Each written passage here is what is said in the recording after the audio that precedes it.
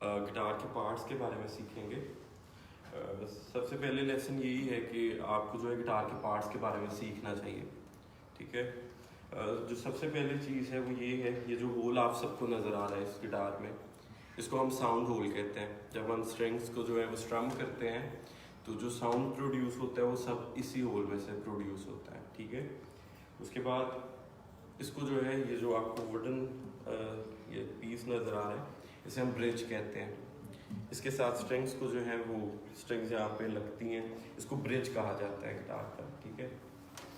ये गिटार की नेक होती है, और ये जो आपको ब्लैक नज़र आ रहे हैं जिनको ये डिवाइड किया गया है स्टील के इन चीज़ों से, इनको फ्रेट्स कहते हैं। ठीक है। और ये पूरे को फ्रेट बोर्ड कहा जाता है। ये जो फ्रेट्स हैं, इस हर स्ट्रिंग के फ्रेट में एक नोट छुपा हुआ है, जो कि जब आप स्केल सीखोगे तो आपको उस बारे में आइडिया होगा कि वो क्या चीज़ है। उसके बाद आप जब स्केल्स करोगे तो उसमें आपकी ईयर ट्रेनिंग होगी। आप किसी भी गाने का जो वो की है वो आप देख सकते हो। और की को हम इस सेंस में की कह रहे हैं, हम इसमें म्यूज़िक जो है आपको की ये पता चल जाएगा कि कौन से स्केल में है।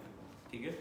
वो स्केल जब आपको पता चलेगा तो आपको जब कॉर्ड्स कराए जाएंगे उसमें ये होगा कि आपको पता होगा कि कौन से स्केल में कौन से कॉर्ड्स हैं ना, तो फिर आप गाने को, क्योंकि हर स्केल के जो है वो जो है कॉर्ड प्रोग्रेशन होती हैं। ठीक है। वो कॉर्ड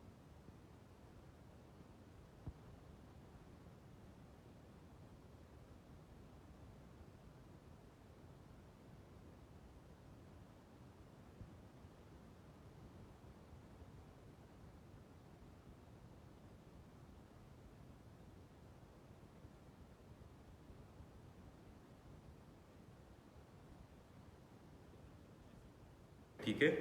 ये सबसे पतली जो स्ट्रिंग है इसे ई लो कहते हैं, और जो सबसे ऊपर मोटी स्ट्रिंग है इसे ई हाई कहते हैं। ठीक है।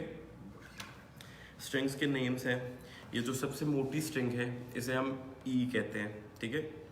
उसके बाद जो उससे नीचे वाली स्ट्रिंग है वो आपकी है ए स्ट्रिंग। उससे नीचे वाली ये स्ट्रिंग फोर्थ स्ट्रिंग जो है, अगर आप नीचे से काउंट करो तो ये फोर्थ बन रही है, फोर्थ स्ट्रिंग। ये जो है आपकी डी स्ट्रिंग है। उसके बाद ये थर्ड, अगर आप नीचे से ऊपर काउंट करो तो फिर वही बात, थर्ड स्ट्रिंग आपकी ये जो बन रही है ये आपकी जी थर्ड है। उसके बाद जो सेकंड स्ट्रिंग है वो आपकी बी स्ट्रिंग है, और जो नीचे वाली स्ट्रिंग है वो फिर दोबारा से ई है। ठीक है। अब इसी तरह अब ये जो नोट्स हैं गिटार के फ्रेट्स के नोट जो हैं वो हर स्ट्रिंग के नोट्स अलग हैं। अब ये स्ट्रिंग, मैंने किसी को याद है ये कौन सी स्ट्रिंग बताई थी आपको? ई स्ट्रिंग बताई थी, ई स्ट्रिंग। अब ये जो, अगर आप इसे ओपन बजाओगे तो ये ई स्ट्रिंग है। ठीक है। अगर आप इसे यहाँ से प्रेस कर लोगे तो ये फर्स्ट फ्रेट में आप इस स्ट्रिंग को प्रेस करोगे तो ये एफ बन जाएगा। ठीक है। उससे आगे आओगे तो एफ शार्प, उससे आगे आओगे तो जी, फिर जी शार्प, फिर आपका आएगा A sharp, B, C sharp, D sharp, E. आपने नोट किया है कुछ दो ऐसे नोट्स बीच में आए हैं जिसका मैंने आपको शार्प्स नहीं बताए। वो नोट्स कौन कौन से हैं? कोई बता सकता है मुझे? जी के बाद नहीं। मैं आपको बताता हूँ। ई का कोई शार्प नहीं है होता, और बी नोट का, बी कॉर्ड का, बी का कोई जो है वो शार्प नहीं होता। ठीक है। उसे जो है, जैसे अब ये जी था और जी शार्प आ गया, इसी तरह अब यहाँ पे ए था, ए शार्प, बी के बाद फौरन सी है। जो सी कॉर्ड होगा वो बी का फ्लैट होगा, इसका जो है शार्प नहीं उसे कह सकते आप, वो बी का कोई शार्प नहीं है। ई और बी का कोई शार्प नहीं होता। ठीक है। इसी तरह इन नोट्स को काउंट किया जाता है। गिटार के बॉडी पार्ट्स हैं, इन्हें याद रखा जाता है। सबसे पहला लेसन ये होता है। ठीक है। सबको समझ आ गई है? ये याद रहेगा? जी। ठीक है। इसके बाद हम फर्दर जो आगे करेंगे वो कुछ हमारी एक्सरसाइज होती हैं, जैसे मतलब जो प्रोफेशनल प्लेयर्स होते हैं वो तो उन्हें वार्म अप एक्सरसाइजेस कहते हैं, लेकिन आपके लिए वो सबसे पहला लेसन होगा, क्योंकि नेक पे हाथ को चलाना बहुत जो है वो एक आपके लिए चैलेंजिंग काम होगा।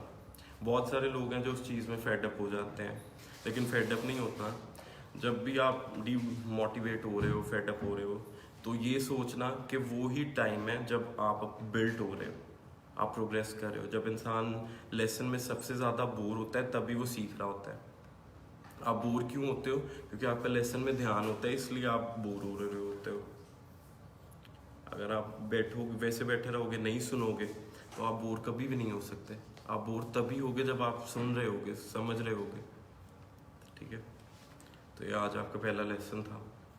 इन पार्ट्स को आपने याद रखना है, और फर्दर हम आगे जो है वो फिर फिजिकल लेसन जो होंगे, प्रैक्टिकल लेसन, उनमें आप अपने इंस्ट्रूमेंट्स को लेके आओगे। मैं आपको एक लेसन दूंगा और उसको आपको मेरे सामने बैठ के प्रैक्टिस करना है। फिर थ्रू आउट वीक में ट्वाइस अ वीक हमारी क्लासेस होंगी। मतलब 3 डेज बाद, मतलब अगर अभी जैसे आज हुआ है तो 3 डेज बाद दोबारा क्लास होगी ना। उस क्लास में ये होगा कि आपकी मैं लेसन की प्रोग्रेस देखूंगा। अगर आप लेसन को आपने पिक कर लिया है, आपने अच्छी प्रोग्रेस की है, तो ही जो है वो मैं आपको नेक्स्ट लेसन जो है वो दूंगा। अदरवाइज आपको उसी पे प्रैक्टिस करना पड़ेगा। ठीक है, अच्छा सर, इसमें थोड़ी टोन बता देगा, हमें बता देंगे कैसे आप लिखते हैं। अब ये जो है मैं आपको एक स्केल बजा के दिखाता हूँ, जो कि जी मेजर स्केल है। ठीक है, अगर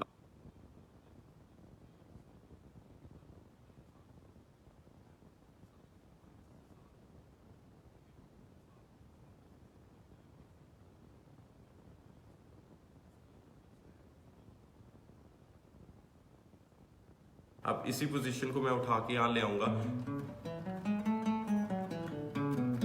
तो ये ए हो जाएगा।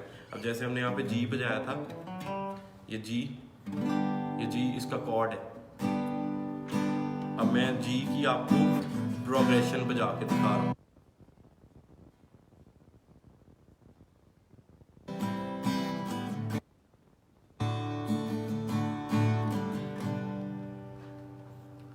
ये आपने इसी के नोट्स हैं।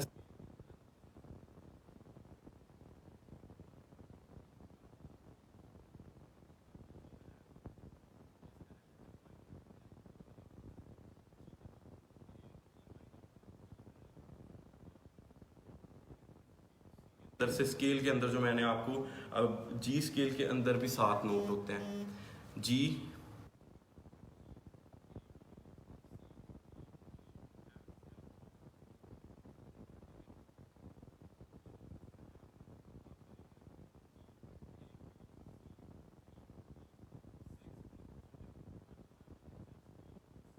होगा